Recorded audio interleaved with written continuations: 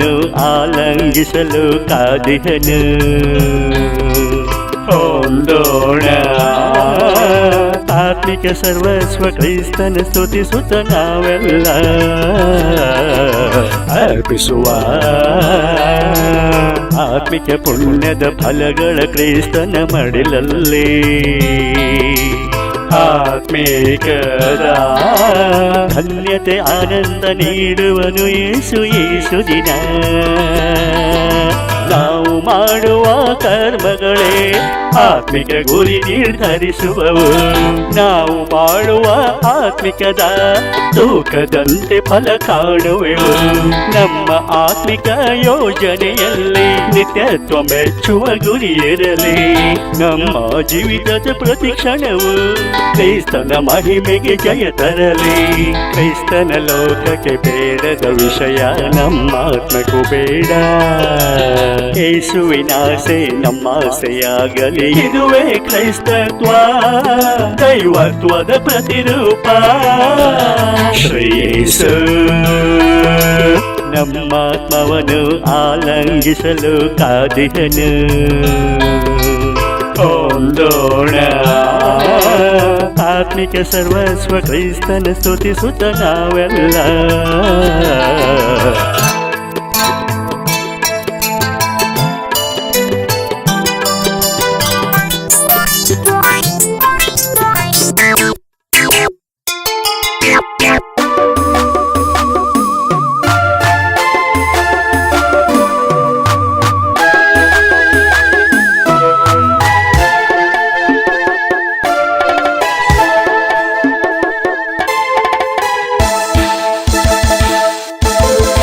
ಪುಣ್ಯವಂತರು ಮುಟ್ಟಿದ್ದೆಲ್ಲವೂ ಚಿನ್ನ ಆಗುವ ಹಾಗೆ ದೇವರ ಮಕ್ಕಳು ಆಗೋಣ.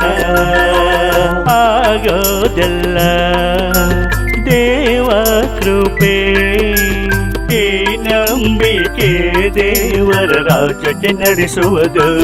ಸಿರಿಗಂಧವತೆದಷ್ಟು ಪರಿಮಳವಿನ ದುರ್ವಾಸನೆ ಎಂದಿಗೂ ನೀಡದು. ಅಪ್ಪಟ ಕ್ರೈಸ್ತನ ಮಕ್ಕಳು ನಾವಾಗಿರಲು ಕೆಟ್ಟ ನಡೆ ನುಡಿ ನಮ್ಮಲ್ಲಿ ತೋರದು. ಒಬ್ಬರಿಗೆ ಮೇಲಿದ್ದರು ತೀರ್ಪೆ ಮರಿಬಾರದು.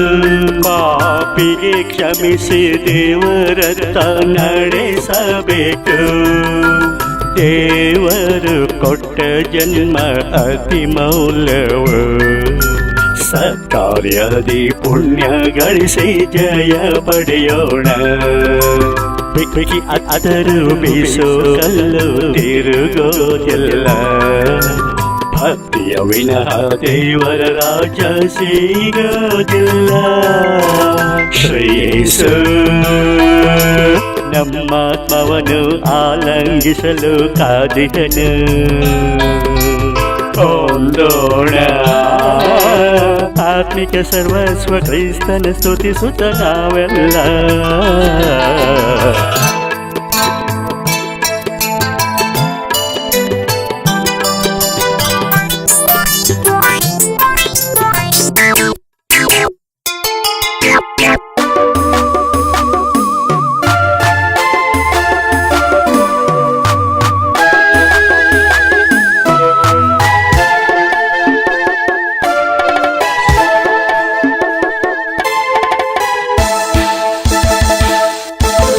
ಕನ್ನಡಿಯಲ್ಲಿ ತಪ್ಪು ಕಾಣದು. ತೋರಿಸಿದಂತೆ ತೋರಿಸಿ ತಾನು ಸತ್ಯ ಅನ್ನುವುದು.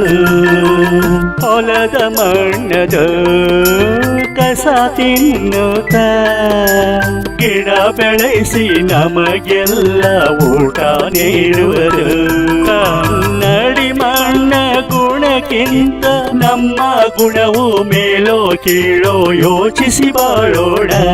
ಕರ್ತನ ಪ್ರತಿ ಸೃಷ್ಟಿಯಲ್ಲಿ ಆತ್ಮಿಕ ಪಾಠ ಅಪಾರ ಇರಲು ಅರಿತು ಬಾಳೋಣ. ಮೆಚ್ಚಿ ಹೋಗೋ ಈ ಜೀವನ ಕ್ಷಣ ಮಾತ್ರವೇ.